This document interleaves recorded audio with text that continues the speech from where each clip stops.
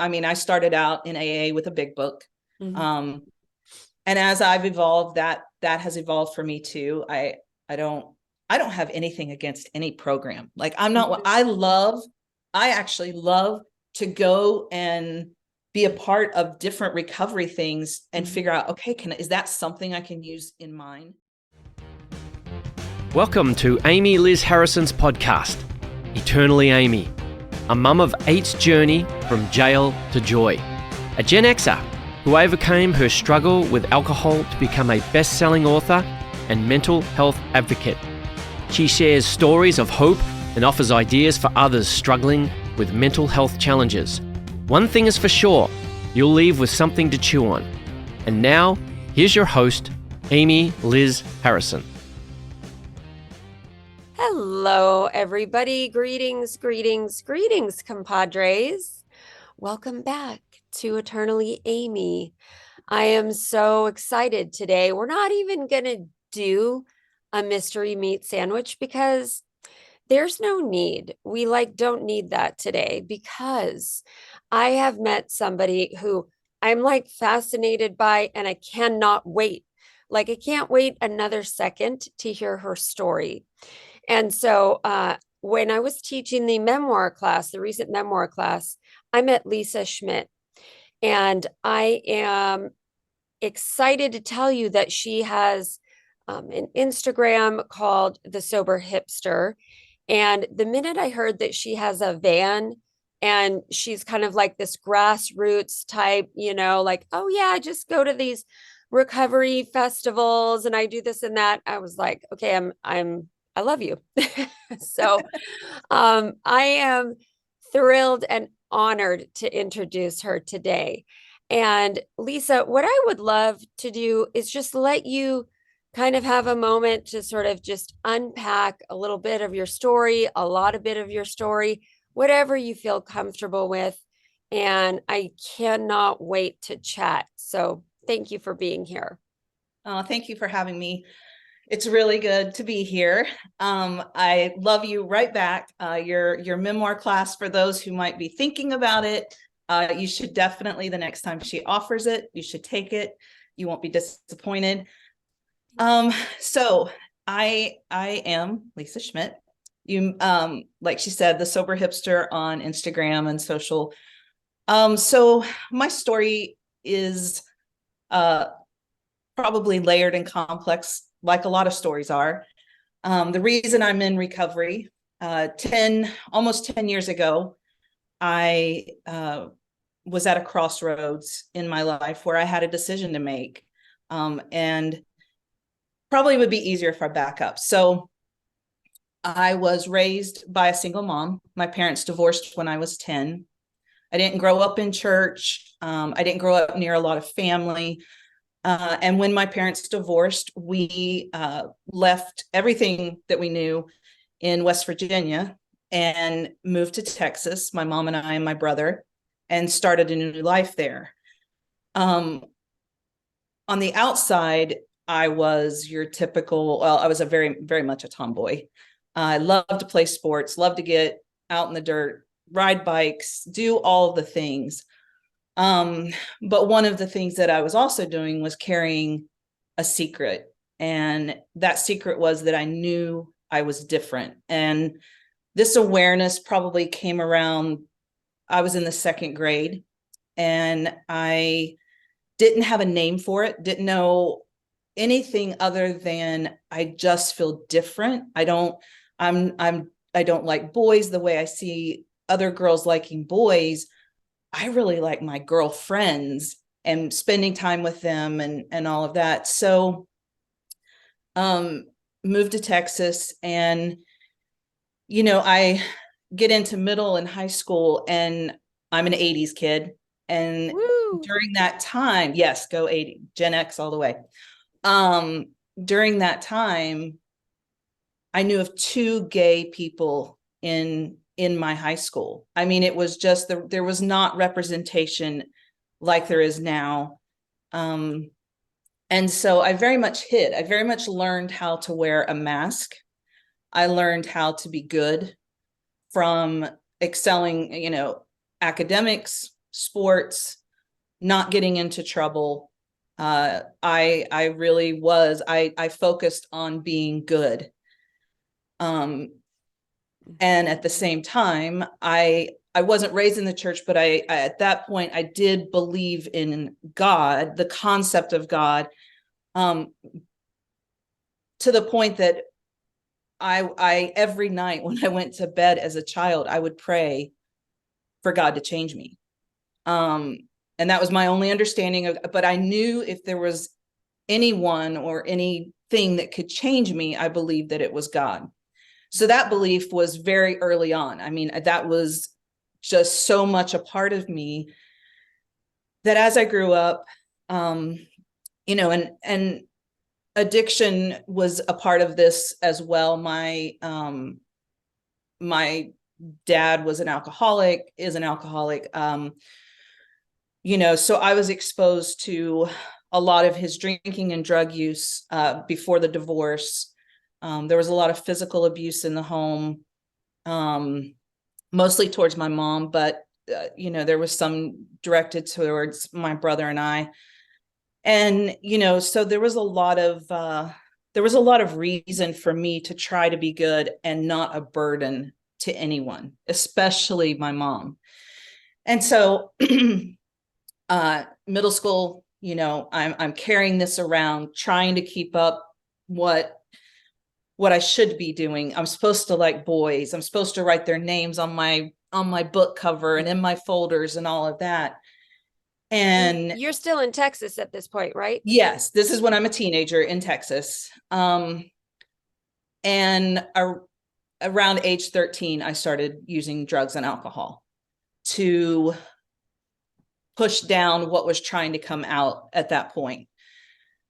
And so yeah, I mean, I was using drugs before school, after school, weekends, drinking, the whole thing. And you know, I have a picture, I think it's on my Instagram, of graduation day my senior year, and I'm holding, you know, I'm at a friend's house by the pool before graduation, getting completely intoxicated to go walk across the stage to get my diploma. And so anyway, I went through that, and then early, you know, I guess around when I was 18, 19, I guess you could say I was a little rebellious. I kind of got attracted to the bad boy, and that did not, I was actually raped. And so I had that I was trying to deal with. And then I met a great guy right after that. And I thought, whoa, wait a minute. Like, I've never met a guy like this. And so like, maybe this is maybe the turning point, I guess, is what I was thinking. He was very supportive, very understanding with everything that happened. Like, was by my side through that whole process. And while I was in college and dating him, I got pregnant with my daughter. I think God kind of knew this is how it would have to happen for me to have children. It wasn't necessarily on my radar for a lot of, you can probably imagine why, because of the things that I had been witness to and had experienced. Children and family, that just wasn't for me. I thought college, career, that direction. Yeah. But I got pregnant. And I remember thinking when I looked at that pregnancy test, I was, of course, in shock, and, you know, there was emotion. But one of the first things that I thought is, this is it. Maybe this is going to change me.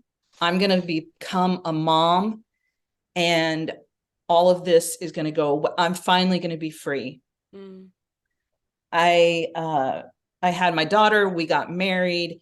We ended up having, we had a son 4 years later, and the change didn't happen, you know? So here I am thinking, okay, marriage, motherhood, these would be the things, and it was still there. And so I was hiding in my own marriage. And I was using, to be honest, I the only way that I could even enjoy being with him sexually was by numbing myself first. So, drugs, as I got older, I got into oxycodone, hydrocodone. Again, a pain, I've had a surgery, or I have a pain, or, oh, mom, I need, do you have any, it just started out very normal, I guess. Like it seemed like in my mind anyway.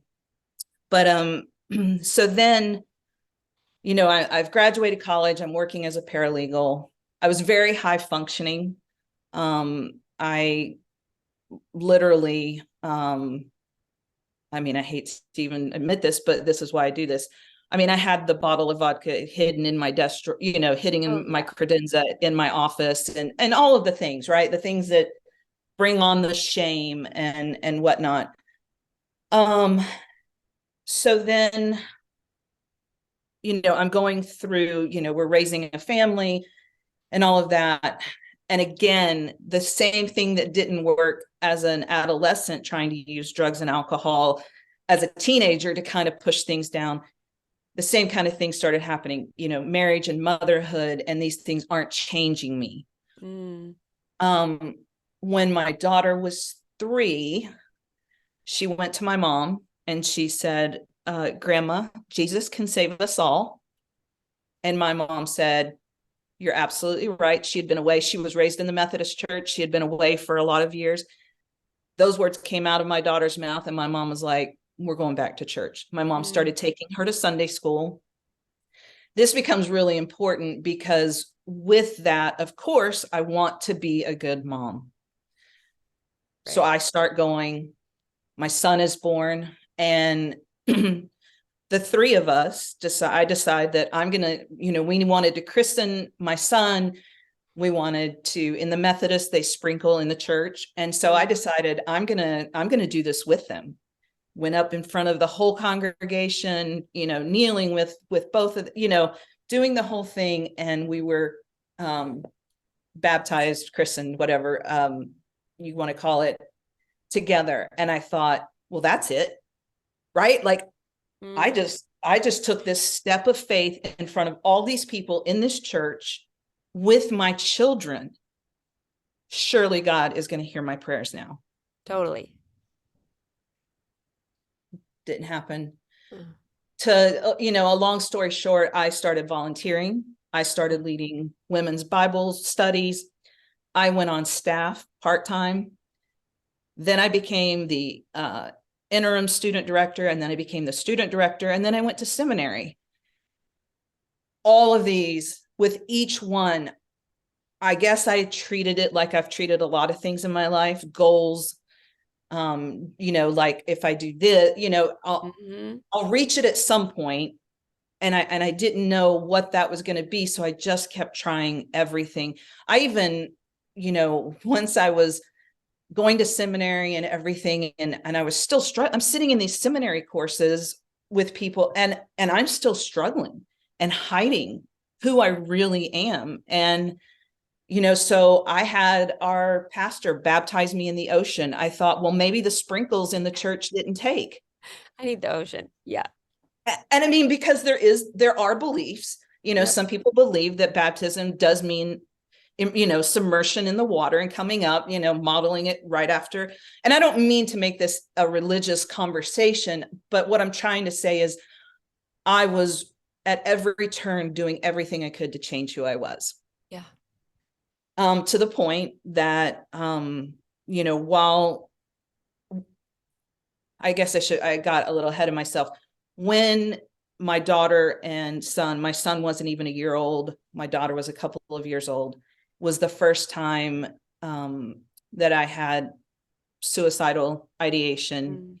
My husband at the time came home and said, I don't know if I love you anymore. And it broke me. It just broke me. And I thought, I'm the problem. And by this time I was very involved in the church, but I really believed I was the problem. I came through that. And, I mean, I was in a state facility for 3 days, Baker acted, paper gown, suicide watch, all of that. Anybody that I think that goes through something like that, when I got out, I could not wait. I was like, okay, if that's where it's going to lead me, no, I can deal. And so it was enough, it was just enough to push everything back down, right? Like that was so scary. I never want to experience what I did in that place again. It pushed things down for a while. But then it starts coming back up. I meet someone in the Christian music industry who she was touring, and I got connected with her. And ironically, she was living the same kind of thing, and she was also not out at the time. And so there was like this, I finally had somebody that was kind of living ahead of me, that I could kind of see what was happening. And I mean, I watched her lose everything.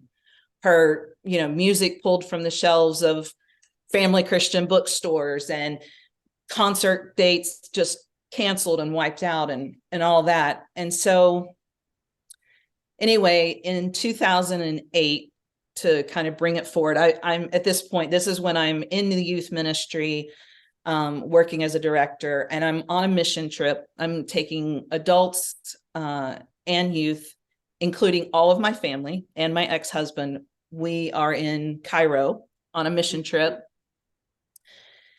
And I was put in charge of the mission trip because I was on staff. And I wrote in my journal the first day that we got there, I don't know why I'm here. You're going to have to show me why I'm here. I don't understand. I don't get it. Do I understand the work that we're doing in orphanages and things like, of course, I understand that, but I don't understand, God, why am I here? Yep. And so a big turning point for me in my story, in my life on this trip, it was very quickly, it was like 2 days into the trip. We had been at a place that was like a YMCA, for lack of a better understanding. They did like stuff for kids like a YMCA, but they had a basement, and they were basically teaching the Bible down there because it's against the law in Cairo to do that, right? You'll be persecuted and you can lose your life even. And so we'd been there all day. I'd met everyone, right? We're getting ready. We're waiting for the vans to pick us up. And this young woman, 19, walks up to me, and she said, I loved you from the moment I saw you. Can we go over and talk? And I was like, and very broken English. She didn't speak English very well. And I was like, sure, there's a table over here. We'll go over here. And she just proceeded to tell me how much that Jesus loves me, and that she wants that kind of love that she sees and I was just like, wow. Like, so for me, and that may not, for somebody listening, they may be like, okay, some stranger came up to you and said, no, what happened is God took me to a foreign land, to a place where I knew no one. He removed me. He had to send me to a foreign place, and it had to be a stranger walking up to me for me to understand that everything that I am, that he loves me. And and I came away from that for the first time, understanding that God did in fact love all of me. Yeah. Which led me down the path then of coming out in 2009, to obviously to my husband and children first, and then family and things. And what I witnessed with my friend absolutely happened to me. There were things, I lost everything. I thought I lost everything. I should rephrase that. I thought I lost everything. I thought I lost family, friends, church family, church, all of those things. What actually happened is I found out who was my church, right, who was my family, who were my friends, right? Yeah. But it was very, very hard to do that. 2010, we were divorced. I started, obviously rebuilding my life, and trying to find my way in a community that I hadn't been a part of. The LGBT community, it was very foreign to me at that point. Mm-hmm. And so I did, I found out very quickly how small that community can be in different places. There's a lot that comes with it. And I was trying to navigate that and still be involved in church, but very skeptically, right? So I would have coffee with pastors. I would like find a church. I would find out who the pastor was. I would say, can we meet for coffee? I'm interested in coming to your church, but I need to know, what does this look like? Yeah. That experience didn't go well either. I did that, thought I'd found this church, and then was invited to a small group meeting where I was invited to join a small group where they could help me change. And so this kept repeatedly happening in the church, and I took it as, we love you, but that's how I call it. We love you, but, and I'm just not into we love you, but anymore.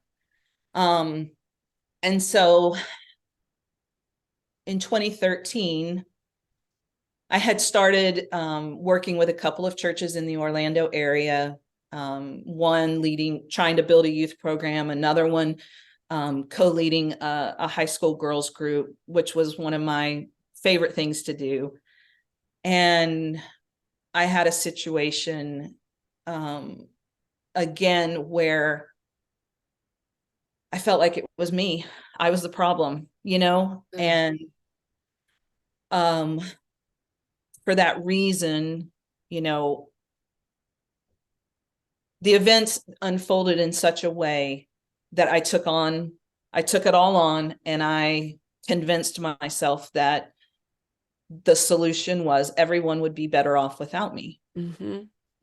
And I found myself suicidal again. And the interesting thing when I say that, I don't say it lightly. I've lost family members to suicide. I absolutely did not want to die. I didn't know how to keep living in the pain I was living in. Right. Well, that was it.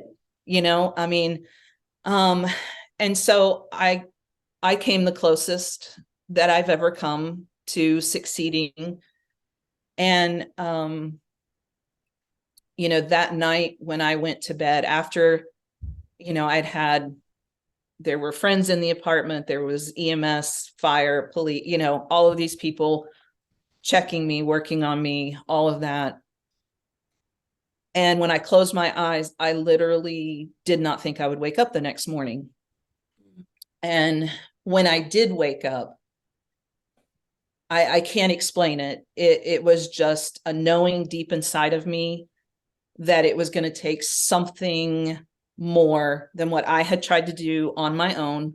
I had been in therapy. I'd been in talk therapy with different therapists, started out with Christian therapists, but I couldn't continue that when the last Christian therapist I had sent me to Exodus.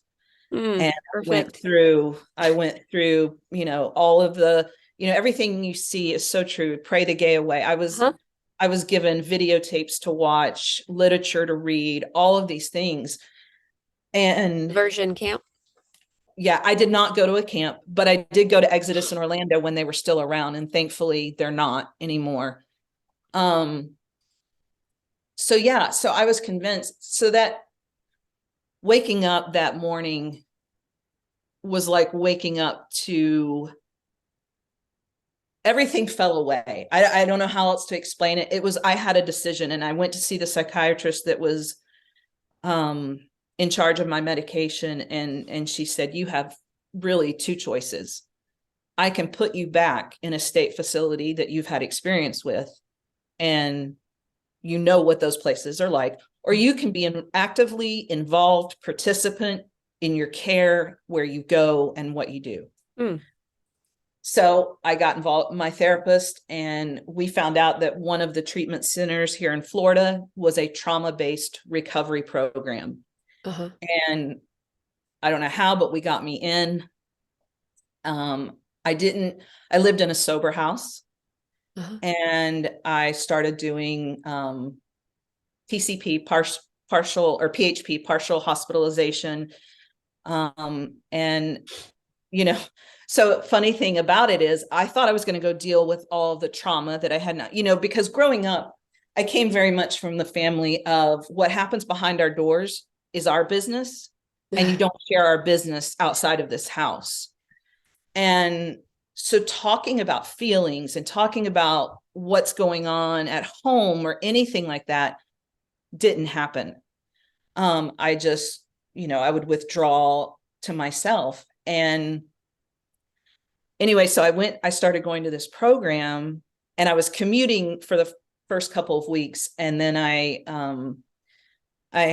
had a relapse a couple of weeks into recovery. I didn't even realize that when I was going to this trauma-based program that I was going to need to get sober. I'm telling you this, I thought, okay, I'm going to go during the day. I'm going to unpack my stuff. I'll come home, drink to forget about what I shared. Right. Get up, go right back. And it sounds absurd now, but in my head, that made so much sense. Totally get it. Yep. And I had an amazing therapist who was like, no, this is not how this is going to work. So, and that began my recovery journey. That was, November of 2013. And I mean, when I tell you, everything came into focus as far as what I had to do. I mean, I left my job. I left where I was living in Orlando. I moved up to Ocala. Even after I got out of treatment, I lived there a year. I was so afraid to leave. Recovery community up there was so good as far as meetings and just people there.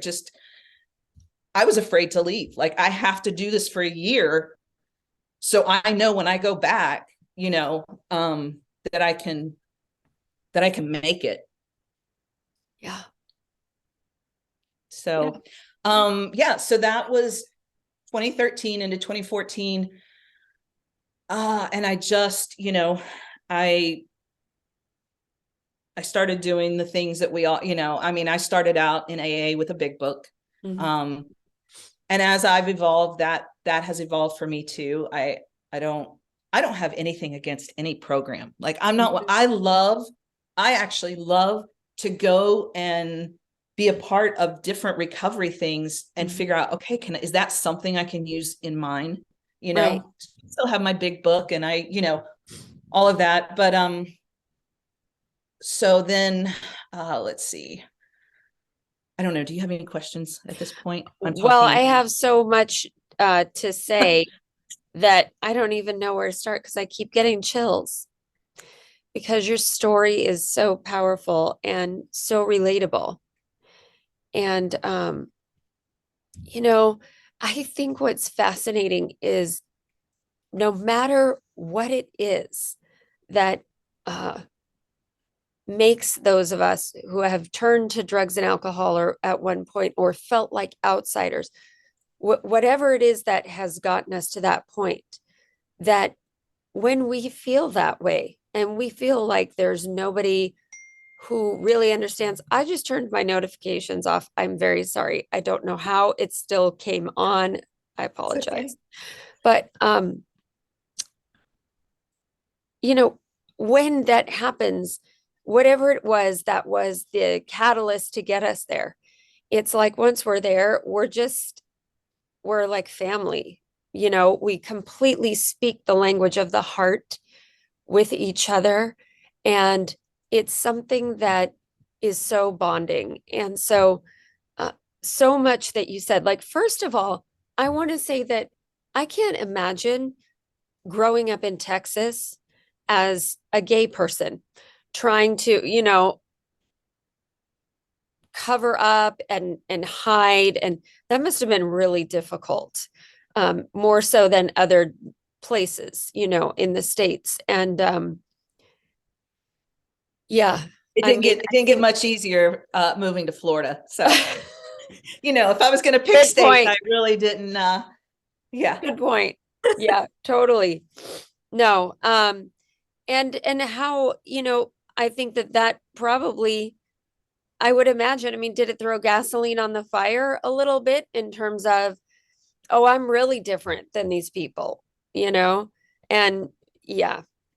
Um, so much that you said, the going to, well, first of all, the going back to church, volunteering, leading Bible studies or groups, going to seminary, all of this to escape, the confines of who you knew in your heart of hearts that you were, and how difficult that journey must have been to spend all those years trying to not be somebody who you are, right? Like trying to push the ball down in the swimming pool under the water.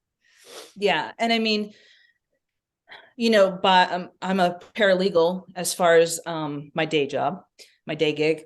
And working in the legal field, everything is, there is great, but like you can usually find the answer for, at least for what you're, I review contracts and stuff. So it's very detailed, but you find what you need and you're able to, okay, that's exactly the clause I need. It needs to say exactly this. Got it. When I say I was struggling, I mean, I'm in seminary. I have this one vivid memory of my books all around me. I was reading everything I could get my hands on about being gay, because at that point it was gay or Christian. Right. It wasn't gay and Christian. Right. And so I was just, let me read this person's story. Let me watch that documentary. And one night I had all these books around me and my notes. I mean, I was taking notes on this, the seven verses in the Bible that everybody, says, uses to attack those of us who are gay. I did all of that, and I'm sitting there one night, and it wasn't an audible voice. It's not like I was hearing things, but it may be the closest to ever hearing from God in an audible way. But I felt and heard in my being, stop. Just stop. You don't have to have all of the facts to back up your case. You don't have to take all those 7 verses and know the ins and outs and everything so that you can argue in favor of who God made you to be. And I got glimpses. I got glimpses along the way. I was, one night when we had youth worship, I had a young man pull me aside and ask if he could talk to me. And he was like, Miss Lisa, what do you think about being gay? Like, do you think it's a sin? And that was a real crossroads. I was on staff. I am overseeing 5th through 12th grade. Like, you're like, I said, you know what? I'm going to speak to you from me and not the church and not this church. I said, I do not believe that it is a sin.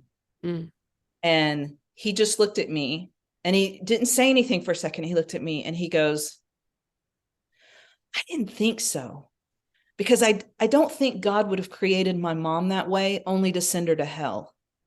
And in that moment, I knew that I was moving in the direction that I was supposed to be moving in. And 100%. There were, and while I was able to be in his life and have that moment in my own life, when I came back from that mission trip in Cairo and I was divorced, and I was at that place of, I am going to live out loud and not hide anymore.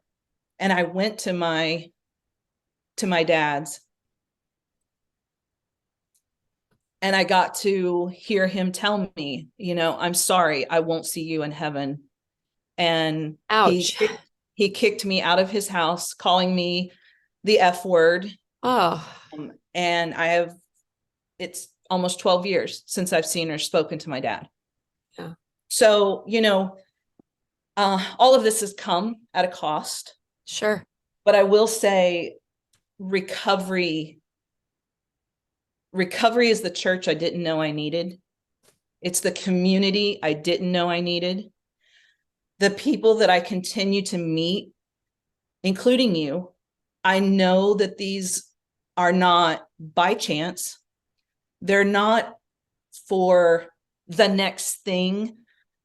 They're just for what's right for my life at the time that I'm in it. Like your memoir class. Like I have thought and thought and thought about and have worked on writing my story.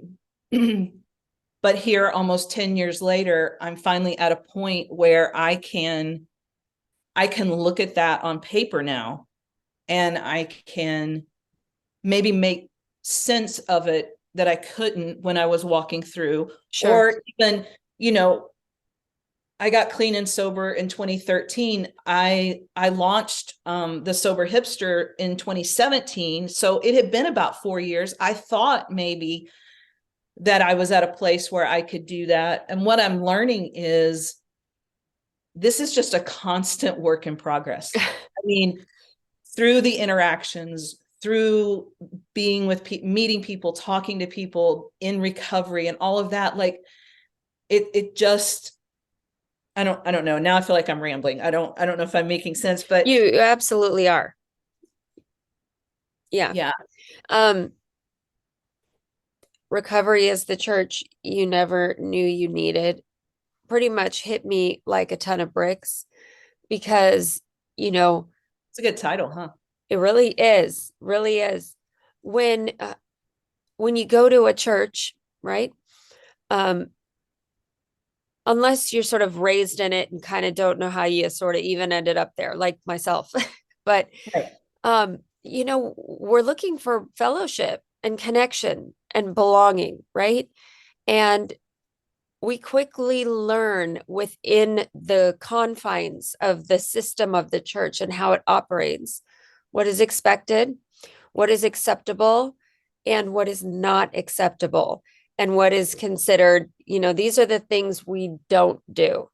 And There's a code. There's an there's a unspoken code. Yep. Well, it's spoken, but it's not. Yeah. It's in whispers. Yeah, Spoken definitely. over here and over here, but there's definitely a code. Yep. And when you find yourself either behaving outside of that code or afraid that somebody will find out something that you've done outside that code, it's truly a really Terrifying. fearful place, because what is threatened is your community, is your sense of belonging. And so it's this weird, confusing dichotomy, right? Where you're sort of like, yeah, who I am, what I'm going through, I can't talk about, and I can't say anything because I'm going to be put in the like messed up category. And people Broken. will not want to Broken. hang around me, and they'll be afraid that you're going to become like the people you hang around. And so there's all of that. And immediately at that point, when you get outside of that sort of arc of safety, so-called arc of safety that the church has put up, immediately you're sort of disconnected by default because you can't be honest, right? And like that's the big deal, right? Is being able to be somewhere where we can be honest. And my understanding of church was for the broken, and church broke me. Right. So good. And so yeah, a few years into recovery, it's exactly, I started the Sober Hipster and I created the story box out of my own. So when I was in recovery, I had to do all different, modalities of therapy and whatnot, but art therapy really is what I connected with, because for the first time I didn't have to have words. I could, because I did a lot of collaging, and I could find pictures, and then the words came. And it's something I do to this day. And so I created the story box so that I could give that same kind of, I created exercises, and put them in a box, and I journal, and I put everything that somebody would need to get started. And it was all about being able to send it to them and them get it out of their mailbox, their door, and do it at home, right? Well, it makes sense now looking back. My gosh, what I was doing is I was giving people the story box. I was trying to give them something that they could use, what I needed. I created what I needed. If I had had something like that, right? Yeah. And then I started hearing different things, and then I missed what you described. I missed the community, the belonging. And I started doing workshops with the story box. And, you know, it was right up until the pandemic. And it was about what I had thought I had found in church, right? Mm-hmm. And what I'd had a taste of in recovery. But now I got to be the person, you know, people want to be heard and held. Yeah. And that's what my workshops are all about, for people to be heard and to be held. And I don't necessarily mean physically held. You know what I'm saying? Like heard and held in that space where they feel safe. They can, you know, I'll never forget. I did this workshop in Portland right before everything shut down. And we were using clay as the medium. And we all made our things. It was just like, whatever, if you're struggling, going through something, make it out of this clay. And if you want to share about what you made at the end, we will. And it was powerful. One of the women, and we had a college student in there that was doing it for one of her classes. And we, you know, people from all walks in there, right? We got to this one woman and we looked down and she said, "You might not be able to tell what this is, but it's a uterus. I'm having a full hysterectomy tomorrow and I won't be able to have children." Wow. And it was just, and in that moment, I don't think there wasn't anybody in that room that didn't give their phone number to her, that didn't hug her, that didn't just surround her in that moment. She just needed to be heard and held. Yeah. And that was a space where she felt safe to do it. And so that's what I'm, you know, so fast forward now, we've come through a pandemic. My gosh, we've all learned how important it is to be with each other. I had to, you know, I paused my business, not just because we couldn't meet in person. I paused all of it because I did get married to a woman. We were together, married 6 years, together almost 7. But, you know, with the pandemic, the pandemic showed a lot of us, you know, when you take all of that other stuff away and you spend your time, right? And it just, it wasn't the right relationship. And I moved back from Oregon to Florida, and I needed just to put pause. I hit pause. I went right back into therapy. My therapist from 10 years, in 2013, she was no longer with the treatment center. She was on her own and was able to take me on I didn't have to fill her in on any of my backstory. Nice. We just picked up, and I was in therapy with her for 1.5 years again, just because I knew, right? I knew that I had to do these things. I had learned the importance of not just staying sober, but tending to traumatic things that come up in life. Right. And that's, you know, I mean, that's the beautiful thing. And I've been through divorce. I have been through death, deaths, not just multiple people that I've loved have died while in sober, you know, but I've gotten through all of it sober. And so, you know, I know I'm in the right place. I know I'm in the right community with the right people. I know that, that there's something to what, you know, in my life, like, okay, so the van is just an extension of my desire to just go and take workshops to, you know, not everybody can fly and go to a big event, you know, or anything. And I want to make this as easy and doable. And again, it's something that I think if I'm creating what I needed, right? Like, yes, please roll up in your van with your stuff and let's do this workshop. And, you know, it's low cost. It's simple. Like everything doesn't have would be a big production and event, you know? And so, yeah, so I, I bought the van. I'm revamping what I'm doing a little bit. When I say revamping, it's not like a rebranding, but it's a coming closer and closer to who I am and my story, and taking that and just making sure that I'm giving people, whether it's through the website, what I'm going to, you know, what I'm selling as far as the story box or the shirts or anything like that, all of it is to get closer and closer to people, like to being who I truly am and sharing that, and inviting people to share their story with me. What I love so much too, you brought up such an important point, which is like,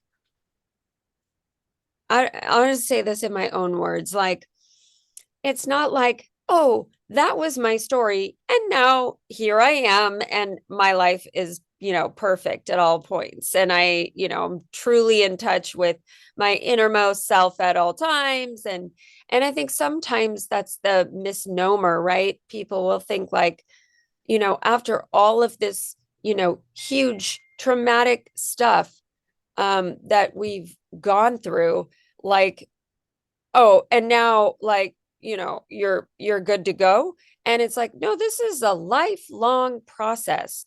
This is something that, you know, we're just going to keep on exploring and doing and trying new things. And I love also that you mentioned that you have nothing against other recovery groups or whatever, and you are open. You're open to see, you know, how can this add value to my life and my recovery? And I love that, because I think a lot of times, and again, and I'm not trying to bash the church, that's not my intention, but when we lock ourselves into this really tiny, you know, fenced off area of, well, these are the only acceptable things, we miss so much, right? And like the art therapy and all the other things that you may not have had a chance to experience, you know, if you hadn't been open-minded enough to give it a whirl. And so I love that. I mean, I think that is so beautiful, especially as I age. The important thing for me to do is to keep staying curious about, okay, what's next? Oh, I haven't heard about that yet. What is that? And I love to do that because it just gives me an opportunity to keep growing. And I think, you know, too, for me anyway, I was hesitant when I started doing the art, like, oh, do I call it art therapy in a box? Like, I'm not a therapist. And I, you know, I really wrestled with that and everything. And I was meeting with my therapist more recently after post-divorce and going through all that. And I didn't even know, but she was like, don't get hung up on, like, I'm very much, you know, are you certified? Are you degreed? You know, like, do you have the education? Do you have all of that? Right. She was like, no, Lisa, this is like, you're creating this. You like, I was in my room at the Sober House creating my own exercises. Like, it wasn't just like one day I sat down 4 years later and said, let me make this thing up. I went back to all the stuff I did and said, what really helped? What worked for me? What didn't? What should I use? And then she shared with me, she was like, for this revamped version of the story box that I'm doing for next month, she was like, you really should make sure to put this particular, she told me the exercise, which one it was. And I was like, oh, you remember that one? What? She was like, Lisa, I've used that with my clients over and over and over.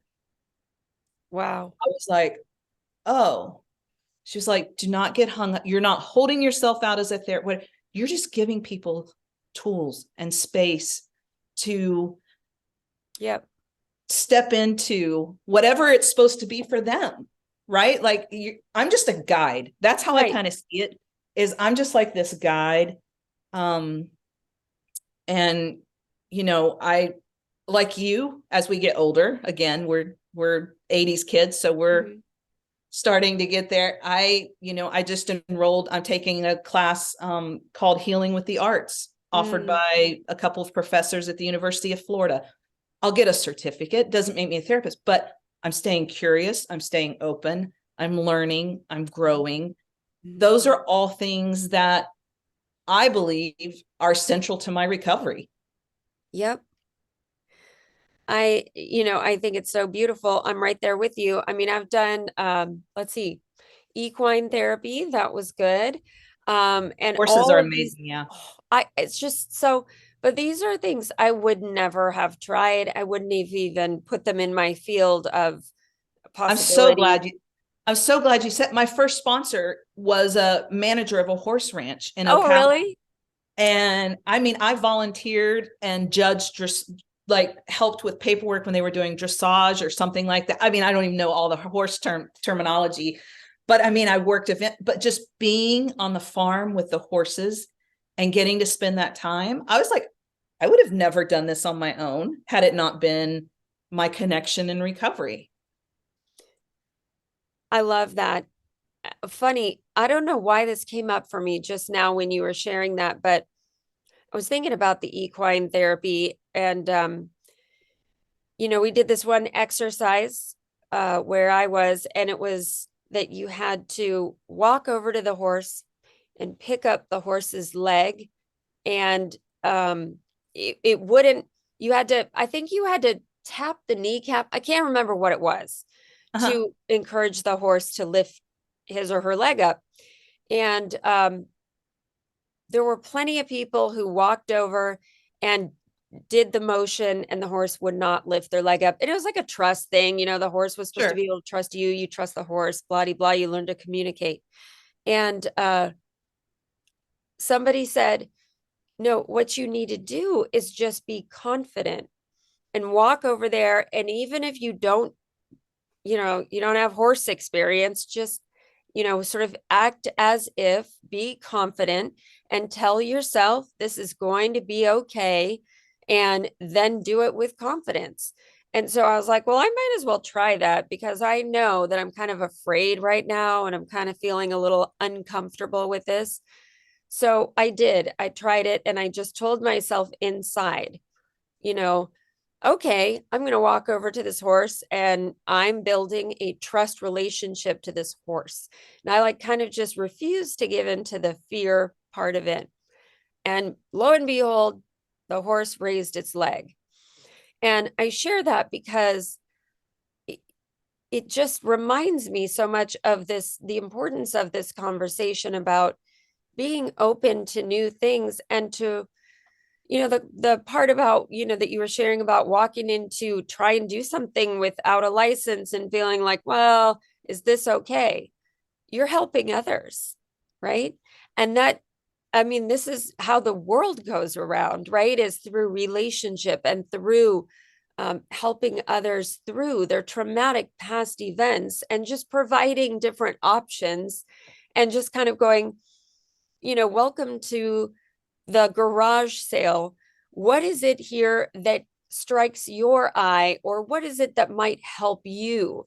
And I love that, because it helps give people that confidence that, oh, so it's okay for me to browse through these items and see what might work. I'm not just going to be given like one little piece of something and told that it must be this way. And I think that's just, I think it's powerful. And I think, too, for me,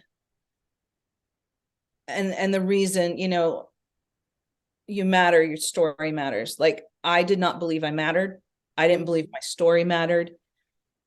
And if anything, when I go into, I recently did a workshop for youth at a church in Lakeland, and it was beautiful. And it was made up of kids that from one, ran the gamut, right? Trans, gay, like in this particular youth group. And, it's just hearing that, regardless of what that is, okay, it could be sexuality, it could be something else.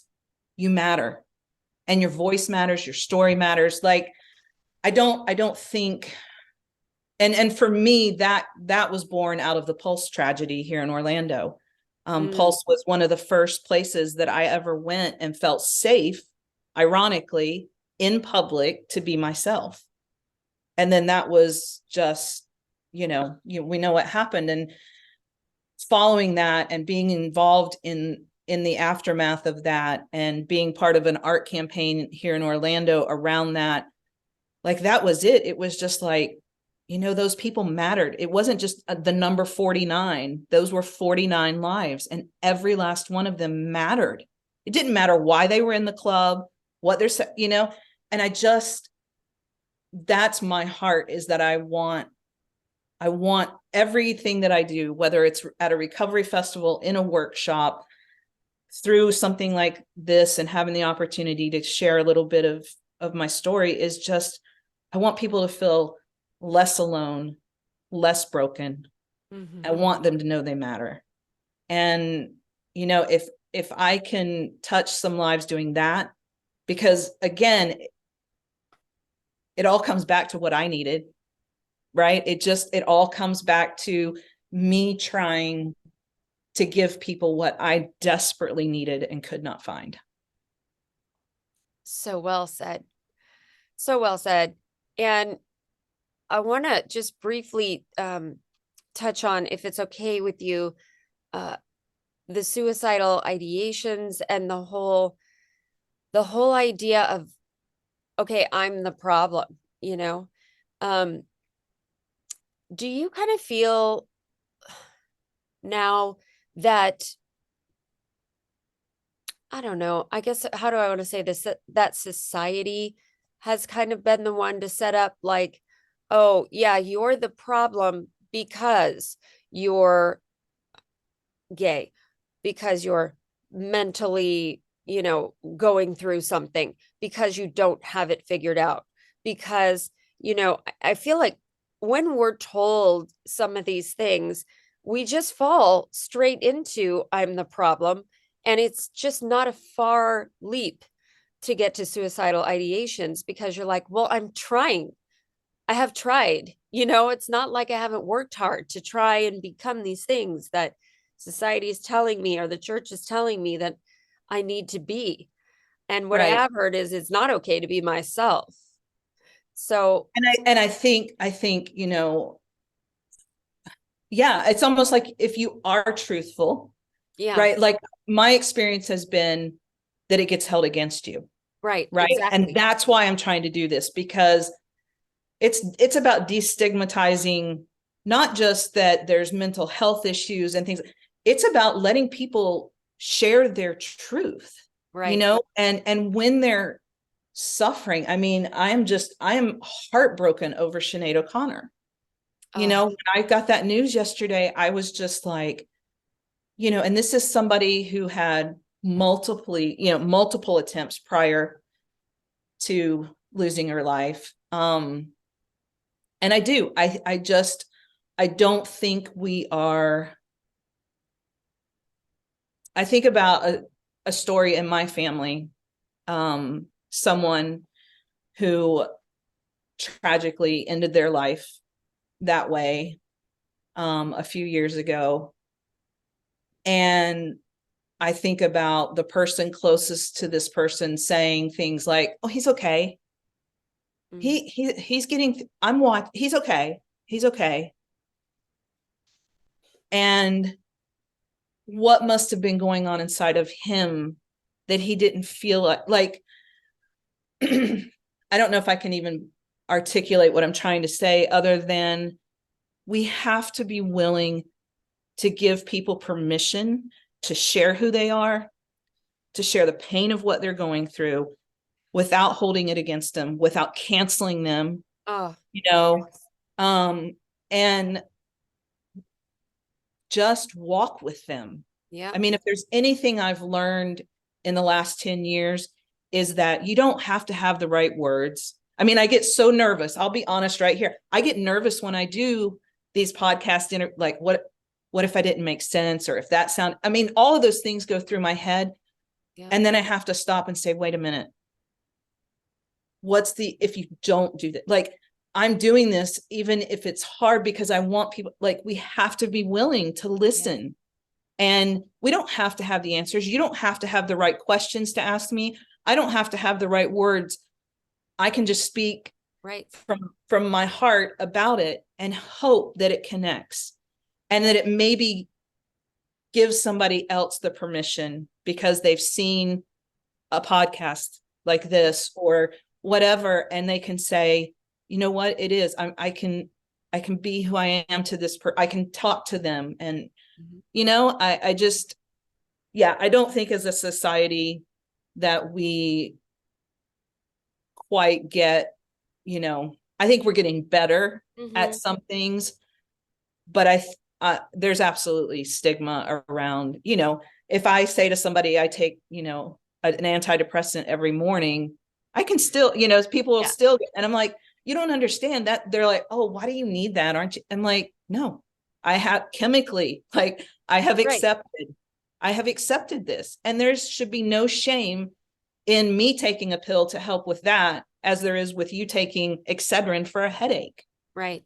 And I think what you're doing, I hope what I'm doing, that we continue to just break down those walls around addiction and mental health and sexuality and all of those things. We're better together. We're stronger together.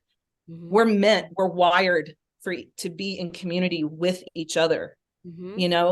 That's the design. That was the plan. We're not meant to try to navigate all this on our own. And if I can take a van and create a space and give that to people for an hour and a half, then that's what I'm doing. Lisa, I honestly cannot think of a better way to end this episode. And I want to tell you as we wrap up that, my favorite day of the week when I was in elementary school was the day we had this big old, I don't know if this is a real thing or if this is just something that my town did. I have no idea. We had this bookmobile, and it would come around. It was a roving library, right? It would come around to kids' neighborhoods, kind of like an ice cream truck, basically. And except it had like a set time and a set day, and it would bring a selection of books, generally for kids. And, it would be there for like an hour and a half. And that was my favorite day because I knew I could go to this vehicle and go inside, and I loved to read. Oh, I loved it. And so, I'd pick out Judy Blume, I'd pick out Beverly Cleary, all the old school, authors who I just adored. And it was like a safe haven for me because I knew that I was going to be able to get a few books that I could take back to my house and have that sense of rest and that sense of escape in a positive way. And, I feel like in some ways, the spirit of that is sort of what you're doing. You're a hope spreader, you're a joy spreader, and you're a connector and a community builder. And we need more Lisa Schmidts, but there's only one you, as of course there only would be. And I just want to thank you for the work that you're doing because you set an example. You carry a torch and a light, and you're extremely inspiring. And I just want to thank you so much for creating a safe place for people to share their story and be loved for who they are. So I want to thank you for coming on today. It truly has meant the world to me. And I'm going to be like munching on so many things today, just continuously, thinking about them and letting them ruminate in my heart. So I thank you. Thank you. Really enjoyed being here. Thank you so much for listening to Eternally Amy, a mum of eight's journey from jail to joy. Amy Liz Harrison is a best-selling author, speaker, 12-step coach, meditation teacher, and recovery advocate. To find out more, please visit amylizharrison.com. You can keep up with Amy on all platforms by following @AmyLizHarrison. Please subscribe and review this podcast. It means so much to us if you do.